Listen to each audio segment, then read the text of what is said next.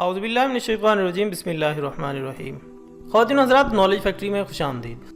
ناظرین، قدرت کی بنائی ہوئی کوئی بھی چیز نکمی یا ناکارہ نہیں ہے۔ اس چیز کو بنانے کا مقصد کیا ہے، اس سے حاصل فوائد کیا ہیں، یہ اللہ تعالی ہم سے بہتر جانتا ہے۔ کافی سال پہلے کی بات ہے کہ فرانس کی حکومت نے کالی مکھی سے تنگ آ کر اسے ختم کرنے کا منصوبہ بنایا، اور اس منصوبے پر باقاعدہ عمل درآمد شروع کیا گیا اور مکھیوں کو تلف کرنے کی ایک بڑی مہم چلائی گئی۔ یہ عمل کوئی 6 مہینے چلا ہوگا، اور پھر ایک ایسا وقت آیا کہ فرانس میں ایک بھی کالی مکھی باقی نہ بچی، اور اسے فرانس کی حکومت نے بہت بڑی کامیابی سمجھا۔ لیکن ناظرین، کیا آپ جانتے ہیں کہ اس کے بعد کیا ہوا؟ اس سال فرانس میں گندم کی فصل کی پیداوار نہیں ہو سکی۔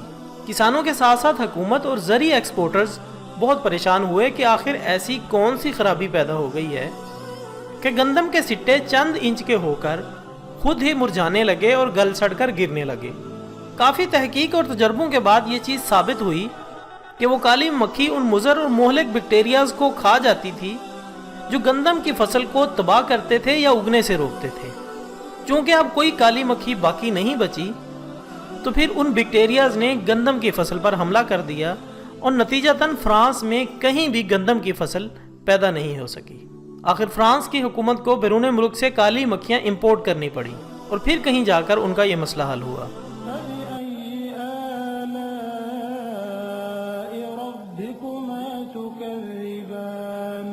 تو تم اپنے پروردگار کی کون کون سی نعمت کو جھٹلاؤ گے؟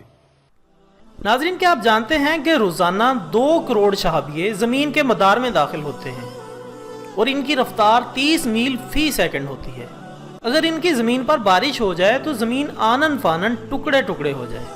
لیکن عجیب بات ہے کہ زمین کی سطح سے 50 میل تک ایک حفاظتی پردہ اوزون لگا ہوا ہے۔ یہ پردہ مختلف گیسوں کا مجموعہ ہے، چنانچہ جو بھی شہابیہ زمین کے مدار میں داخل ہوتا ہے وہ جل کر راکھ ہو جاتا ہے۔ سائنس ہمیں صرف اس تہ کی حقیقت تو بتا سکتی ہے، یہ نہیں بتا سکتی کہ اس تہ کو کس نے بنایا ہے۔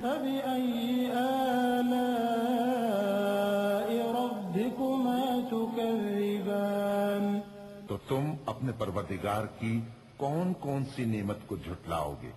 ناظرین، اس اوزون کو اسی بڑی عظیم ہستی نے بنایا ہے جو کائنات میں شہابیوں کے قانون کا بھی بنانے والا ہے۔ وہ ہستی چاہتی ہے کہ زمین پر میری مخلوق سکون سے رہ سکے، یکسو ہو کر میری تخلیقات میں غور کرے اور پھر میری معرفت حاصل کرے۔ خدا کی معرفت بالکل ہی معمولی باتوں سے ہو سکتی ہے، بشرط یہ کہ انسان عقل پر ڈھٹائی کا پردہ ہٹا کر دیکھے۔ تو زمین پر دیکھیے، درختوں پر پھل لگے ہوئے ہیں جو زندگی کی ضمانت ہے۔ جو پھل کھانے کے قابل نہیں، ان سے انسان دوسرے بے شمار فوائد حاصل کرتا ہے۔ یہ بھی انسان کی زندگی کو زمین پر آسان بنانے کے لیے باقاعدہ منصوبہ بندی ہے۔ دوستو، زمین پر بارشوں اور ہواؤں کا ایک منظم نظام ہے۔ ہوائیں سمندروں سے کھارے اور کڑوے پانی کو اڑا کر بادل بناتی ہیں، ان بادلوں کو خشک اور پیاسی زمین پر برسا دیتی ہیں۔ لیکن حیرت انگیز طور پر جب یہ پانی زمین پر گرتا ہے تو کھارا اور کڑوا نہیں بلکہ میٹھا ہوتا ہے، تاکہ زمین پر رہنے والے اس سے فائدہ حاصل کر سکیں۔ بادلوں میں جب یہ پانی ہوتا ہے تو بجلی کڑکنے سے اس پانی میں کثیر مقدار میں نائٹروجن شامل ہو جاتی ہے۔ یہی نائٹروجن جب کسی زرعی زمین پر پڑتی ہے تو اس کی پیداواری صلاحیت میں کئی گنا اضافہ کر دیتی ہے۔ یہ بھی کوئی اتفاق نہیں بلکہ یہ بڑی زبردست منصوبہ بندی ہے۔ اناج کا ایک دانہ جب پیدا ہوتا ہے تو کبھی غور کرنا اس میں کتنے اتفاقات شامل ہوتے ہیں۔ زمین میں زرعی قوت کا ہونا ضروری ہے، درجہ حرارت کا ایک خاص سطح پر ہونا چاہیے، بارش بر وقت ہونی چاہیے، سورج کی حرارت بھی مناسب ملنی چاہیے، آکسیجن اور نائٹروجن کا عمل بھی تکمیل کو پہنچنا چاہیے، پانی کی سیرابی بھی ایک حد تک اور مقررہ وقت پر ہونی چاہیے۔ ناظرین، کبھی اپنی مٹھی میں گندم بھر کے نیچے گراتے ہوئے سوچنا کہ اس کے ہر دانے میں بے شمار چیزوں نے اپنا حصہ ڈالا ہے، بے شمار عوامل نے انسان کے پیٹ کی آگ بجھانے کے لیے شراکت داری کی ہے۔ یہ ایک عظیم منصوبہ ساز ہستی کی زبردست حکمت عملی ہے۔ انسان کی خوراک کو دیکھیے، وہ گندم کے دانے پیس کر کھاتا ہے۔ یہ آٹا جب اس کے جسم میں پہنچتا ہے جو کسی بھی لحاظ سے گندم سے مشابہت نہیں رکھتی، اور نہ ہی اس میں گندم کے خواص پائے جاتے ہیں۔ مثلا جسم میں جانے کے بعد کسی جگہ اس گندم سے خون بنتا ہے، کسی جگہ ہڈی بنتی ہے، کہیں گوشت بنتا ہے، کہیں چربی، اور ایک خاص جگہ پر وہ نطفہ بناتا ہے، وہ نطفہ جو اسی انسان جیسے ہزاروں انسان پیدا کرنے کی قابلیت رکھتا ہے۔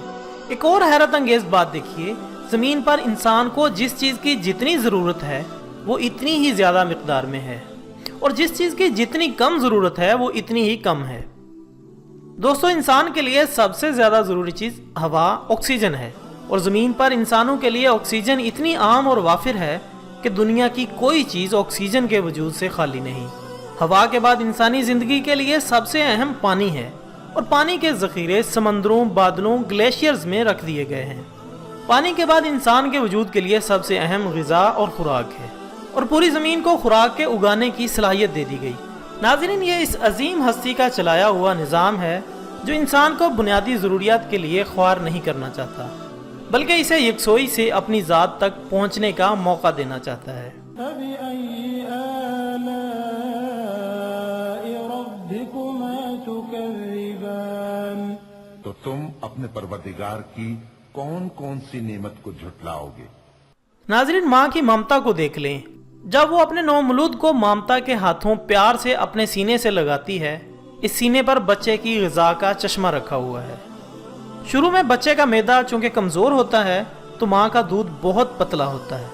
کچھ عرصہ بعد جب اس کا معدہ کچھ طاقتور ہو جاتا ہے تو ماں کا دودھ گاڑھا ہو جاتا ہے، اور جب اس کا معدہ اس قابل ہو جاتا ہے کہ چکنائی وغیرہ کو ہضم کر سکے تو اس کی ماں کے سینے پر غذا کا یہ چشمہ آہستہ آہستہ سوکھنے لگتا ہے۔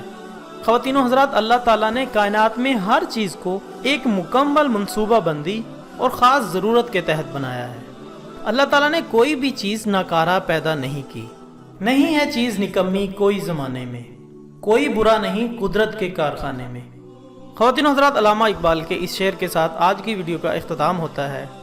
اگر ابھی تک آپ نے ہمارا چینل سبسکرائب نہیں کیا تو آپ ہمارا چینل سبسکرائب کر لیں، اور ہمارا سوشل میڈیا پر پیج نالج فیکٹری بھی آپ لائک کر سکتے ہیں۔ ایک نئی ویڈیو کے ساتھ دوبارہ ملتے ہیں، تب تک کے لیے اجازت دیجیے گا۔